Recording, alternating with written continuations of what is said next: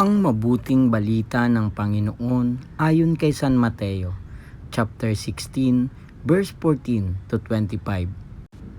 Si Judas Iscariote, isa sa 12, ay nakipagkita sa mga punong saserdote. Ano po ang ibibigay ninyo sa akin kung tulungan ko kayong madakip si Jesus? Tanong niya. Noon din ay binilangan nila siya ng 30 salaping pilak. Mula noon, humanap na si Judas ng pagkakataon upang maipagkanulo si Jesus.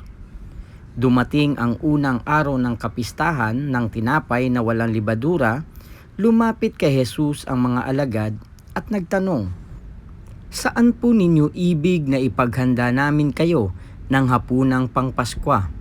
Sumagot siya, "Pumunta kayo sa lungsod at hanapin ninyo ang taong ito. Sabihin sa kanyang ganito ang ipinasasabi ng guro. Malapit na ang aking oras. Ako at ang mga alagad ko'y sa bahay mo kakain ng hapunang pampaskwa." Sinunod ng mga alagad ang utos ni Jesus at inihanda nila ang hapunang pampaskwa.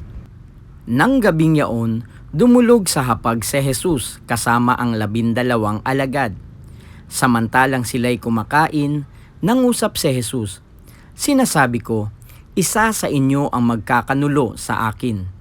Nanlumo ang mga alagad at isa't isa'y nagtanong sa kanya, "Ako po ba, Panginoon?" Sumagot siya, "Ang kasabay kong sumausaw sa mangkok ang siyang magkakanulo sa akin. Papanaw ang anak ng tao ayon sa nasusulat, ngunit sa aba ng magkakanulo sa kanya, mabuti pang hindi na ipinanganak ang taong iyon." Si Judas na magkakanulo sa kanya ay nagtanong din, "Guro, ako po ba?" Sumagot si Jesus, "Ikaw na ang nagsabi." Ang mabuting balita ng Panginoon. Pinupuri ka namin, Panginoong Hesukristo.